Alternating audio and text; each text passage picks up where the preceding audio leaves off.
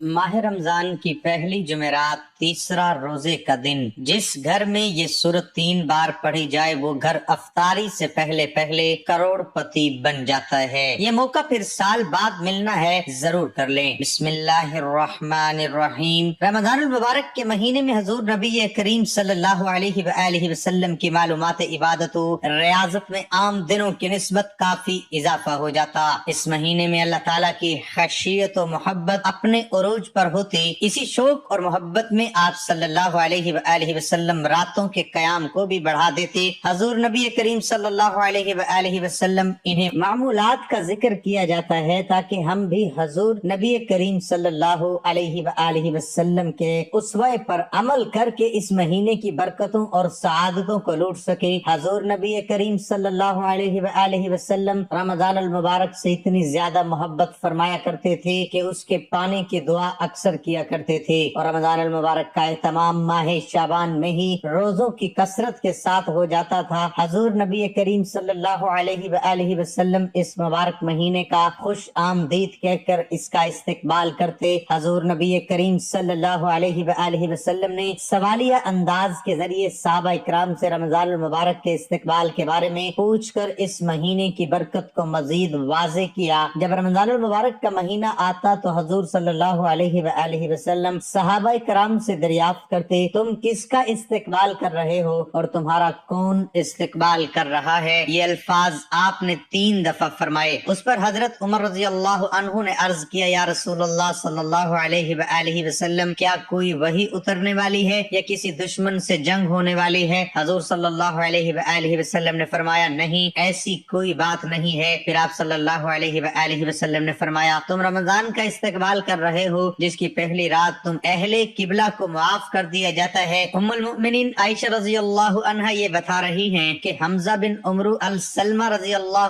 अन्हु ने अपने आप सल्लल्लाहु अलैहि वसल्लम से ये पूछा, क्या मैं सफर में रोजे रखूं। आप सल्लल्लाहु अलैहि वसल्लम ने इन्हें इख्तियार दिया कि अगर चाहो तो रोजा रखो, अगर चाहो तो रोजा ना रखो। यहाँ पर रोजे से मुराद फर्ज रोजा है, इसलिए कि आप सल्लल्लाहु अलैहि वसल्लम का फरमान है कि ये अल्लाह की तरफ से रुखसत है। इससे मालूम होता है कि हमजा रजी अल्लाह अन्हु का ये सवाल फर्ज रोजों के बारे में था। इसकी दलील अबू दाऊद की रिवायत करदा ये हदीस है कि हमजा बिन उमरु सलमा रजी अल्लाह अन्हु ने पूछा, ए अल्लाह के रसूल सल्लल्लाहु अलैहि वसल्लम, मैं साहिब सवारी हूँ जिसे मैं इस्तेमाल में लाता हूँ, कभी उस पर खुद सफर करता हूँ और कभी इसे किराए पर दे देता हूँ, और बाजुकात दौरान सफर ये महीना यानी रमजान आ जाता है और मैं रोजा रखने की ताकत रखता हूँ। इस बात का भी एहतमाल है कि ये सवाल मुतलिक रोजा रखने के बारे में था, चाहे वो वाजिब हो या नफल, क्योंकि आयशा रजी अल्लाह अन्हा का कौल है और वो बहुत ज्यादा रोजे रखने वाले थे। इससे ये वाजे होता है कि सफर में रोजा न रखने की इजाजत है। जिसने रुखसत को ले लिया उसने दुरुस्त किया और जिसने रोजा रखा उसके लिए ये जायज है और उसका रोजे को वाजिब अदा करने वाला समझा जाएगा। नाज़रीन, अल्लाह के प्यारे नबी हजरत मोहम्मद सल्लल्लाहु अलैहि वसल्लम ने अपनी हयात जिंदगी में 9 रमजान देखे हैं, यानी कि 9 रमजान गुजारे हैं। 10वें रमजान के शुरू होने से पहले आप इस दुनिया से पर्दा फरमा गए, यानी कि आप अल्लाह के पास तशरीफ ले गए। इस तरह से आपने अपनी जिंदगी में रोजे फर्ज होने से वफात तक 9 रमजान गुजारी हैं। हम आपको प्यारे नबी सल्लल्लाहु तआला अलैहि वसल्लम की इफ्तारी का एक ऐसा वाकया भी बताने वाले हैं जिसको सुनकर यकीनन आप लोगों का दिल खुश हो जाएगा। नाज़रीन, हजरत अनस रजी अल्लाह अन्हु फरमाते हैं कि अल्लाह के नबी सल्लल्लाहु अलैहि वसल्लम मगरिब की नमाज से पहले चंद खजूरों से अफ्तारी फरमाते थे, यानी कि आप ताज़ा खजूरों से अफ्तारी करते थे। अगर ताज़ा खजूर ना मिलती तो फिर आप खुश्क खजूर से यानी कि सूखे खजूर से अफ्तारी फरमाते, और अगर कभी खुश्क खजूर भी ना होते तो फिर आप चंद चीज़ों पानी पी कर अफ्तारी करते थे, यानी कि थोड़े से पानी को पीकर आप अफ्तारी करते थे। एक और हदीस पाक में है कि अल्लाह के नबी सल्लल्लाहु अलैहि वसल्लम इन खजूरों से या फिर किसी ऐसी चीज से अफ्तारी फरमाते थे जो आग की पकी हुई न होती थी, जैसे कि फल फ्रूट्स, यानी कि आप इस तरह की चीजों से रोजा करना यानी अफ्तार करना ज्यादा पसंद फरमाते थे। इसलिए याद रखें, ताज़ा खजूर से अफ्तारी करना ये मुस्तहब है, और अगर ताज़ा खजूर न मिले तो खुश्क खजूर से यानी छुआरे से रोजा खोलना भी बेहतर है, और अगर कभी खुश्क का खजूर भी न मिले ملے تو پھر پانی سے افطاری کرنا بھی ہمارے نبی صلی اللہ تعالی علیہ وآلہ وسلم کی سنت ہے، یا پھر اس کے علاوہ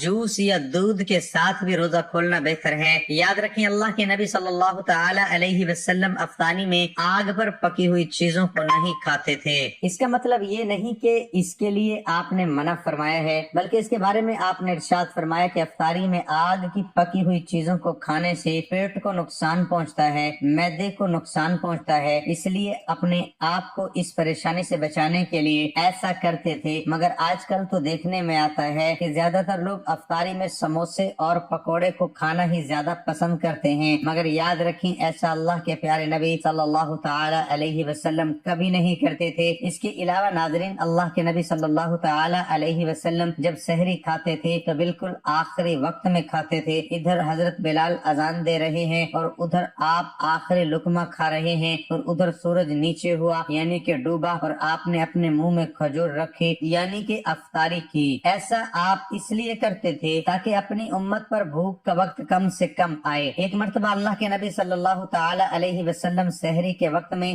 بکرے کی سری کھا رہے تھے۔ حضرت علی رضی اللہ تعالی عنہ بھی آپ کے ساتھ میں تھے۔ اتنے میں حضرت بلال رضی اللہ تعالی عنہ آئے اور عرض کرنے لگے، یا رسول اللہ صلی اللہ تعالی علیہ وسلم، وقت ختم ہو گیا ہے، میں اذان دینے جا رہا ہوں، آپ برائے مہربانی کھانا پینا بند کریں۔ اور یہ کہہ کر حضرت بلال اذان دینے چلے گئے اور اذان دینے کی تیاری کرنے لگے۔ اتنے میں حضرت بلال کو خیال آیا کہ پتہ نہیں میرے نبی نے کھانا پینا بند کیا ہے یا نہیں، اس لیے حضرت بلال رضی اللہ تعالی عنہ واپس آ گئے اور آ کر دیکھا تو ابھی بھی اللہ کے نبی سحری کھا رہے تھے۔ یہ دیکھ کر حضرت بلال نے کہا، یا رسول اللہ، اللہ کی قسم سحری کا وقت ختم ہو گیا ہے، صبح ہو گئی ہے۔ تو یہ سن کر آپ صلی اللہ علیہ وسلم نے اپنے ہاتھ نیچے کر لیے اور کہنے لگے، اے بلال، ابھی وقت باقی تھا، لیکن تیری قسم کھانے پر اللہ نے اس کو پہلے ہی نکال دیا کہ تیری قسم کہیں جھوٹی نہ پڑ جائے۔ پھر حضرت علی رضی اللہ تعالی عنہ نے فرمایا، اگر بلال قسم نہ کھاتے تو جب تک میرے نبی صلی اللہ تعالی علیہ وسلم کھاتے رہتے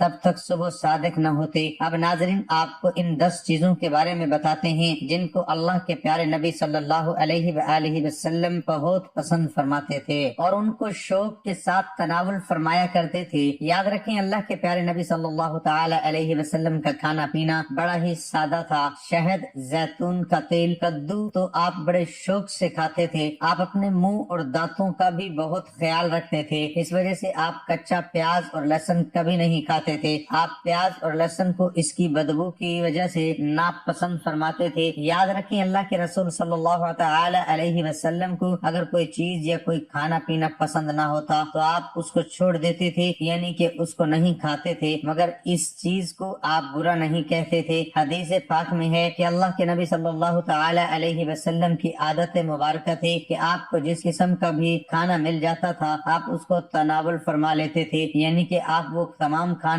جو خدا نے حلال کیے ہیں اس کو تناول فرما لیتے تھے۔ مگر یہ 10 چیزیں اللہ کے نبی کو بہت زیادہ پسند تھی، ان کو آپ بڑے ہی شوق کے ساتھ تناول فرماتے تھے۔ نمبر 1، کھجور۔ ناظرین، اللہ کے پیارے نبی حضرت محمد صلی اللہ علیہ وآلہ وسلم کو کھجور سب سے زیادہ پسند تھی۔ آپ چند کھجوروں سے افطاری فرماتے تھے، یعنی کہ تازہ کھجوروں سے آپ افطاری کرتے تھے۔ اگر تازہ کھجور نہ ملتی تو پھر آپ خشک کھجور سے افطاری کرتے تھے، اور اگر خشک کھجور بھی نہ ملتی تو پھر آپ پانی سے افطاری کرتے تھے۔ کھجوروں میں سب سے زیادہ آپ کو عجوا کھجور سب سے زیادہ پسند تھی۔ آپ صلی اللہ تعالی علیہ وسلم نے فرمایا، جس گھر میں کھجور ہوتی ہے اس گھر میں کبھی بھی فاقہ نہیں ہوتا۔ نمبر 2، انگور۔ ناظرین، اللہ کے پیارے نبی حضرت محمد صلی اللہ تعالی علیہ وآلہ وسلم کو انگور کھانا بھی بہت زیادہ پسند تھا، یعنی کہ آپ انگور کو بڑے ہی شوق کے ساتھ کھاتے تھے، کیونکہ انسانی صحت کے لیے بھی ایک یہ بہت ہی فائدہ مند پھل ہے۔ نمبر 3، انار۔ ناظرین، پیارے نبی صلی اللہ تعالی علیہ وسلم کو انار کھانا بھی بہت زیادہ پسند تھا۔ آپ انار کو بھی بڑے شوق کے ساتھ کھاتے تھے۔ آپ صلی اللہ علیہ وآلہ وسلم نے فرمایا کہ انار جنت کے پھلوں میں سے ایک پھل ہے۔ نمبر 4، انجیر۔ ناظرین، اللہ کے نبی حضرت محمد صلی اللہ تعالی علیہ وسلم کی پسندیدہ غذاؤں میں سے ایک غذا انجیر بھی ہے۔ آپ صلی اللہ علیہ وآلہ وسلم نے فرمایا کہ انجیر بھی جنت کے پھلوں میں سے ایک پھل ہے، کیونکہ جنت میں جتنے بھی پھل ہوں گے وہ انجیر کی طرح ہوں گے۔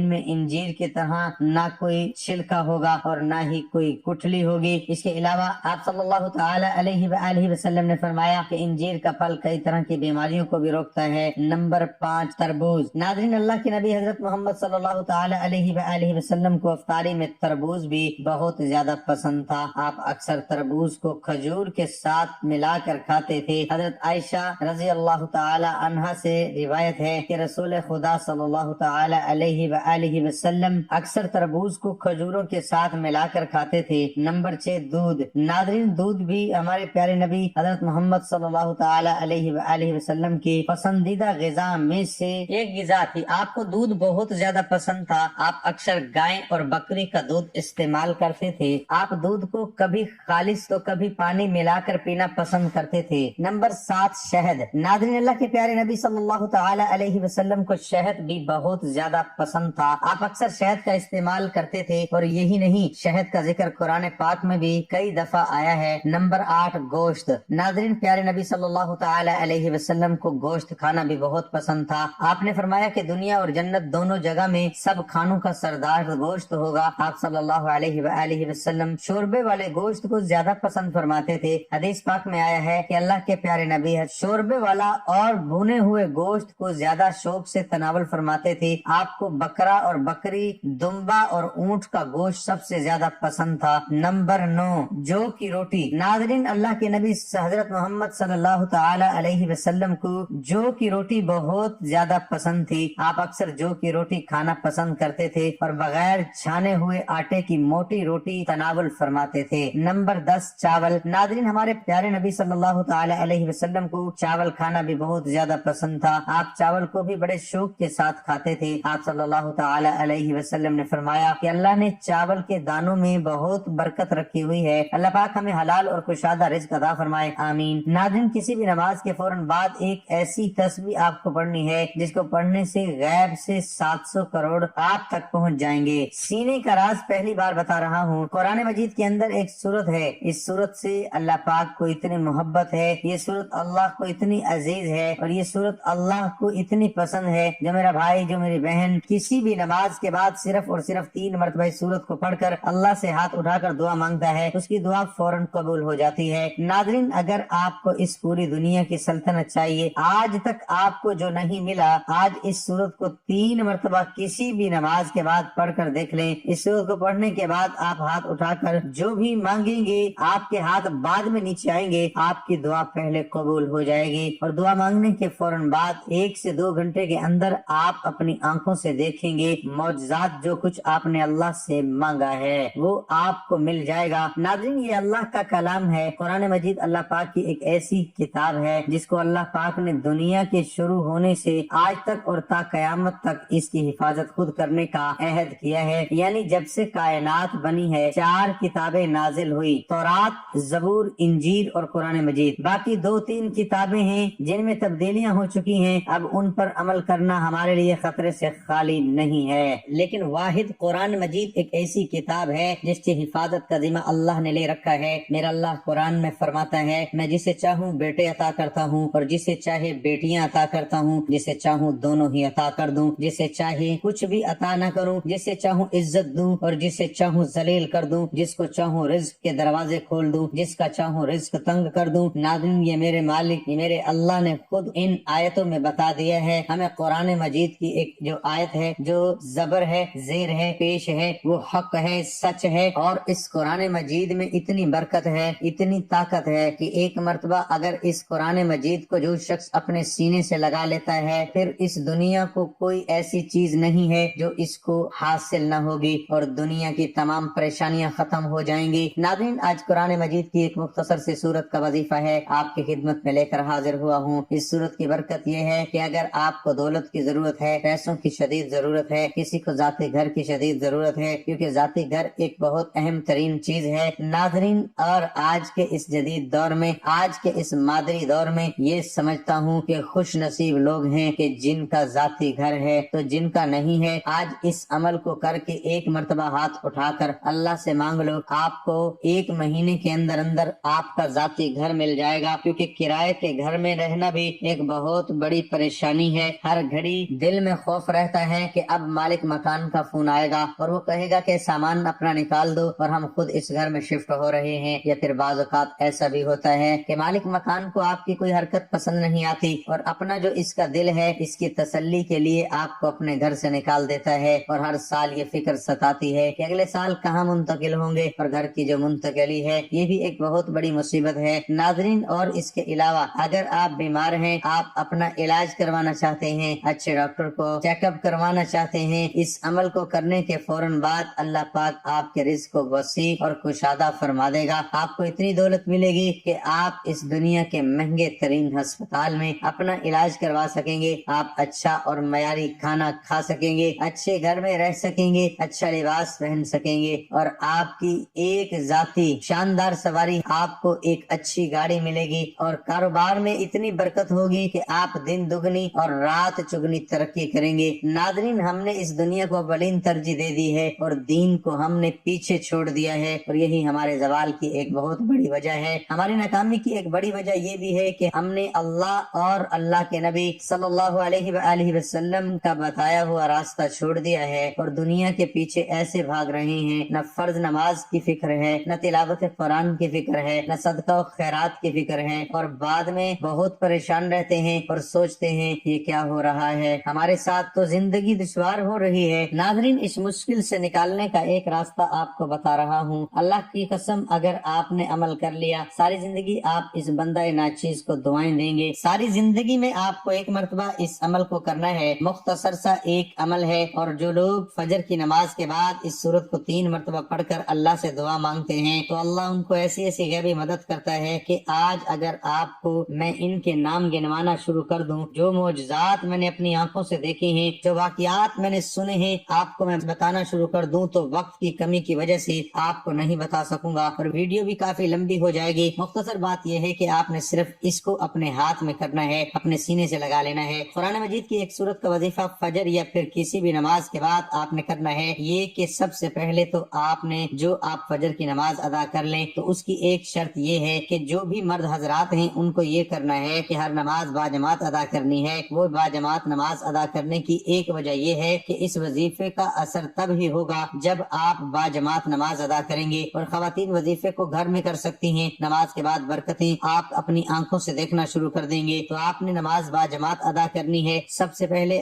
आपने अव्वल आखिर आपने 3 मरतबा दुरूद इब्राहिमी पढ़ना है। उसके बाद आपने 100 मरतबा या रज़्ज़ाक़ु या वहाबु आपने पढ़ना है। या रज़्ज़ाक़ु या वहाबु की आपने एक तस्बीह पढ़नी है। उसके बाद 3 मरतबा आपने छोटी सी सूरत कौसर पढ़नी है। इन्ना आतैना कल कौसर फसल्लि लिरब्बिका वनहर इन्ना शानिअका हुवल अबतर। उसके बाद आपने 3 मरतबा दुरूद इब्राहिमी पढ़ लेना है। फिर आप लोग हाथ उठाकर सच्चे दिल से दुआ मांगना शुरू कर दें। फिर आप लोगों ने सूरत मुज़म्मिल आपने 1 मरतबा पढ़नी है। जो आपका मकसद इसको जहन में रखें, इस वजीफे को पूरा करें, इंशाल्लाह आपकी बिगड़ी बन जाएगी, आपके मामलात हल हो जाएंगे। जो आपका मकसद है पूरा हो जाएगा। अल्लाह पाक आपको एक ही बार करने की बरकत से ऐसा नवाज देगा आप सोच नहीं सकते। जो तरतीब बताई है इसी तरतीब के साथ करना है। बाजमात नमाज पढ़नी है। उसके बाद नमाजों की दुआ में शरीक होना है। फिर आपने अपना अमल शुरू करना है। फिर दुआ मांगनी है। फिर आपने सूरत मुज़म्मिल पढ़नी है। फिर दुआ मांगनी है। इसी तरीके से आप लोग इस अमल को करें। कोई मेरा भाई चाहता है कि वो इस अमल को रोज करना चाहता है तो वो कर सकता है, या फिर जब उसका दिल कर रहा है कि वो परेशान लग रहा है या कोई परेशानी आने वाली है तो वो इस अमल को जिंदगी में एक बार आप लोगों को लाजमी करना है। ए अल्लाह रब्बुल इज्जत, ए सारी कायनात के शहंशाह, ए सारी मखलूक को पालने वाले, ए जिंदगी मौत का फैसला करने वाले, ए आसमानों और जमीनों के मालिक, ए पहाड़ों और समंदरों के मालिक, ए इंसानों और जन्नातों के माबूद, ए अर्श आजम के मालिक, ए फरिश्तों के माबूद, ए इज्जत और जिल्लत के मालिक, ए बीमारों को शिफा देने वाले, ए बादशाहों के बादशाह, ए अल्लाह हम तेरे गुनाहगार बंदे हैं, तेरे खताकार बंदे हैं। हमारे गुनाहों को माफ फरमा, हमारी खताओं को माफ फरमा। ए अल्लाह हम अपने अगले पिछले सगीरा कबीरा सभी गुनाहों, खताओं और नाफरमानियों की माफी मांगते हैं। ए अल्लाह रब्बुल इज्जत, हम अपने गुनाहों से तौबा करते हैं, हमारी तौबा कबूल फरमा। ए अल्लाह हम गुनाहगार हैं, सियाकार हैं, बदकार हैं, तेरे अहकाम के नाफरमान हैं, नाशुक्रे हैं, लेकिन मेरे महबूद तेरे नाम लेवा बंदे हैं, तेरी तौहीद की गवाही देते हैं। तेरे सिवा कोई इबादत के लायक नहीं है, तेरे सिवा कोई बंदगी के लायक नहीं है, तेरे सिवा कोई तारीफ के लायक नहीं है। ہمارے معبود ہمارے گناہ تیری رحمت سے بڑے نہیں ہیں، تو اپنی رحمت سے ہمارے گناہ معاف کر دے۔ اے اللہ پاک ہمیں گمراہی کے راستے سے ہٹا کر صراط مستقیم کے راستے پر چلنے والا بنا دے۔ اے اللہ ایسی نمازیں پڑھنے کی توفیق عطا کر جس نماز سے تو راضی ہو جائے، زندگی میں ایسے نیک اعمال کرنے کی توفیق عطا کر جن اعمالوں سے تو راضی ہو جائے، ہمیں ایسی زندگی گزارنے کی توفیق عطا کر جس زندگی سے تو راضی ہو جائے، ایمان پہ زندہ رکھ اور ایمان پہ ہی موت عطا کر۔ اے اللہ ہمیں تیرے احکام کی فرما برداری کرنے والا بنا اور تیرے پیارے حبیب جناب محمد رسول اللہ صلی اللہ علیہ وآلہ وسلم کے نیک اور پاکیزہ آداب کو اپنانے والا بنا دے۔ اے اللہ ہماری پریشانیوں کو دور کر دے۔ اے اللہ جو بیمار ہیں انہیں شفاء کاملہ عطا فرما۔ اے اللہ جو بے اولاد ہیں انہیں اپنے خزانوں میں سے نیک اور صالح اولاد عطا فرما۔ اے اللہ جن کے جو کام رکے ہوئے ہیں وہ پورے کر دے۔ اے اللہ بچھڑے ہوئوں کو ملا دے۔ اے اللہ شادی شدہ جوڑوں میں محبت اور خلوص پیدا کر دے اور ان کی زندگیوں میں برکت ڈال دے۔ اے اللہ تمام لڑکے اور لڑکیوں کے نصیب اچھے کر دے۔ اے اللہ جو قرض کے بوجھ تلے دبے ہوئے ہیں ان کا قرض جلد سے جلد ادا کروا دے۔ اے رب العزت شیطان سے ہماری حفاظت فرما۔ اے اللہ حلال رزق کمانے کی توفیق عطا فرما۔ اللہ ہم سب کا حامی و ناصر ہو، آمین ثم آمین۔